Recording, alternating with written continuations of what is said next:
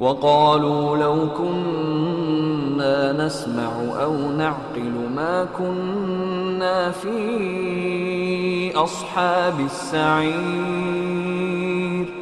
فاعترفوا بذنبهم فسحقا لأصحاب السعير.